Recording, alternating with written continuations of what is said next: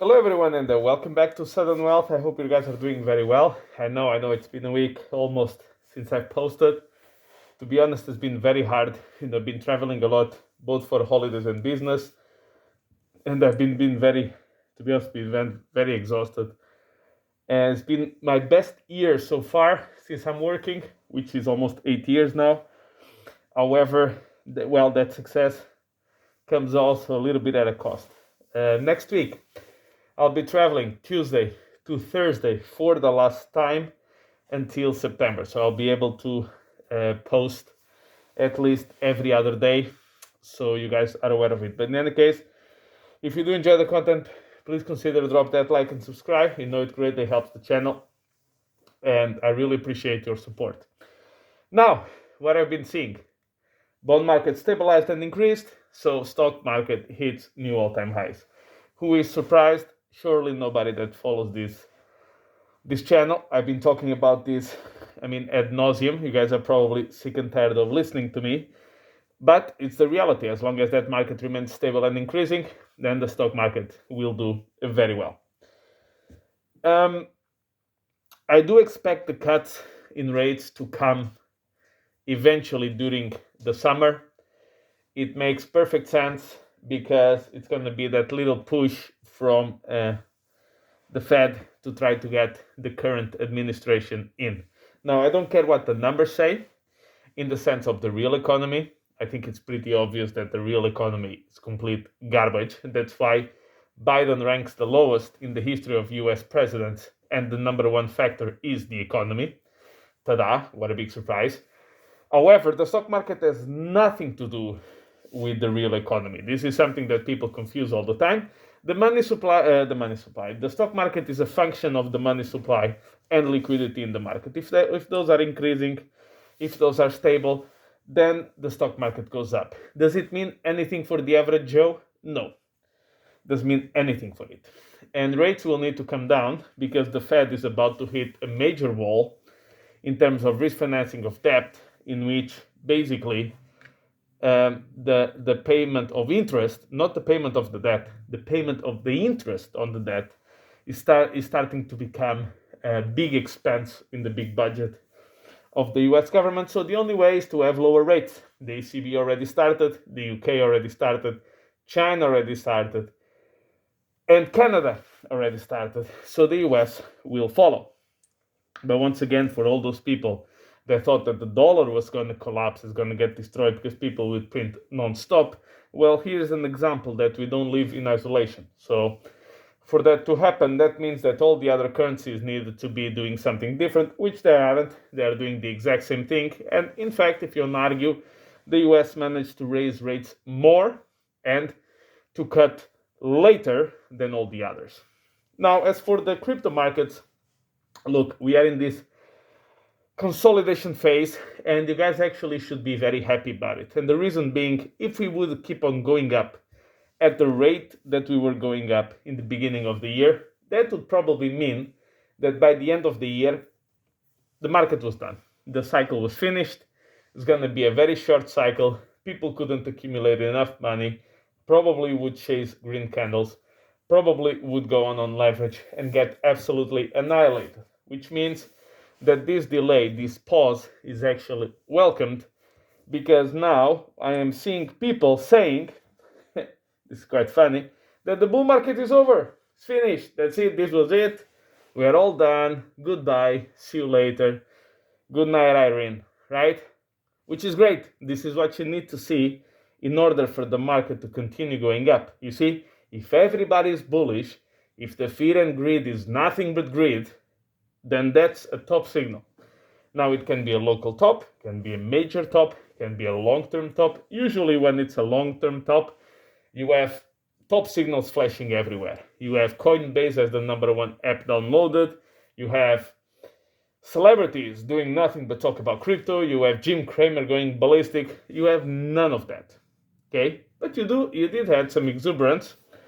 And make no mistakes, those Bitcoin ETFs were buying the most Bitcoin when Bitcoin was above 70,000 instead of below 70,000.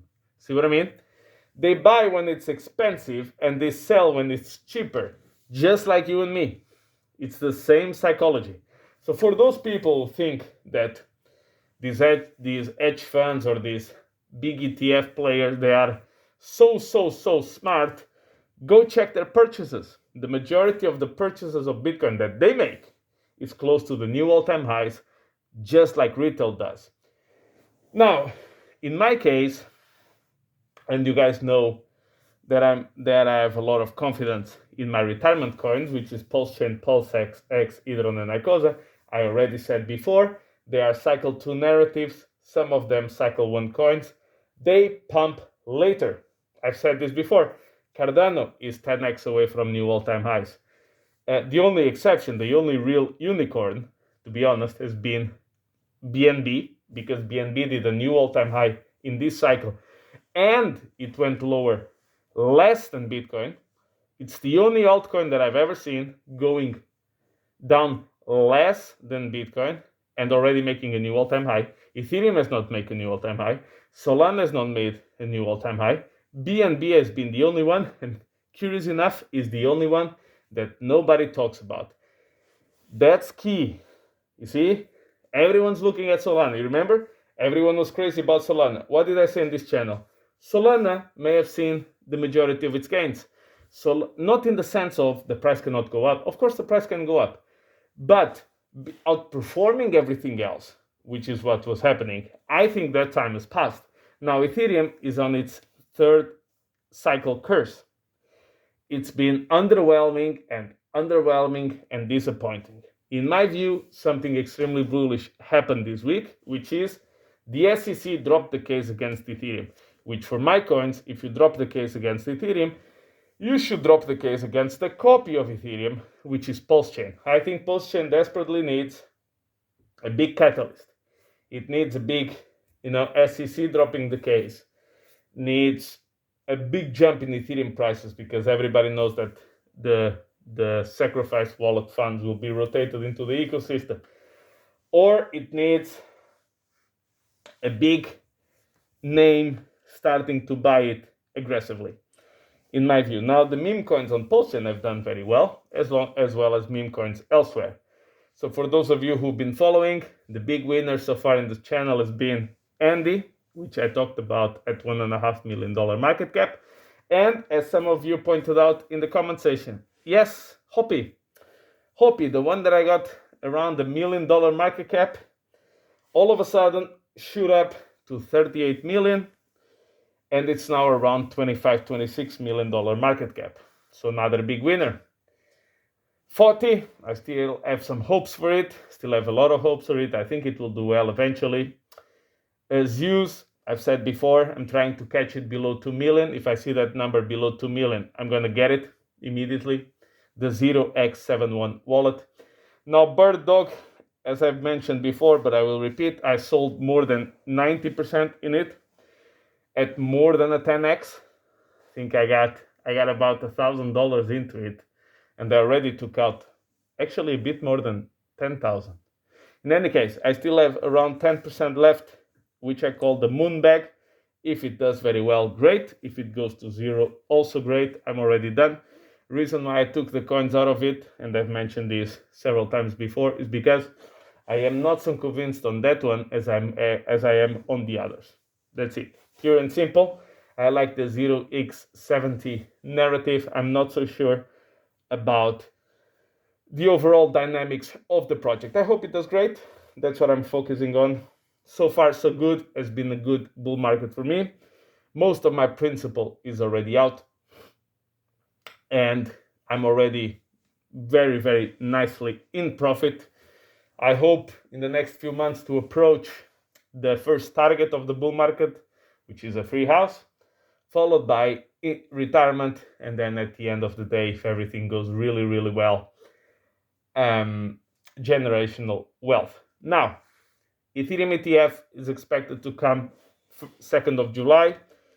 Bloomberg thinks so. Bloomberg typically is right on these things, so we'll see if that's the case. Retail is still not here. Money printing is still not started. Trump is still not the president. the election cycle and pumping still not happened, and we are in that sideways movement, consolidation, watching paint dry type of market, which actually tends to happen after the halving. It's actually quite healthy because you need some pause and relaxation in order to keep going up. You need people to get desperate so they can then FOMO at the end of the market and buy our bags. It is the law of the land. Is it pretty? No, it's not pretty. It is what it is. If everybody's buying, if everybody's in, who's left to buy? Nobody. When you only have buyers, what can buyers do? You get it, sell. That's it. And with that, guys, I'll leave you be. Don't forget, Hoppy and Andy, the big riveted theory working in full-fledged. I hope that continues. As we progress in the bull market, new narratives should arise. As you guys know, I'm always on the lookout for those new narratives with lottery tickets. Why lottery tickets? I don't have time to study the projects enough to feel comfortable to place, number one, big bets on it, and number two, in my main wallet. That's not for sure. That wallet is sacred and secret and secured from any potential contamination, and this is what I'm planning to do. With that, guys, thank you very much for your support. Don't forget, drop that like and subscribe, and I'll catch you in the next one.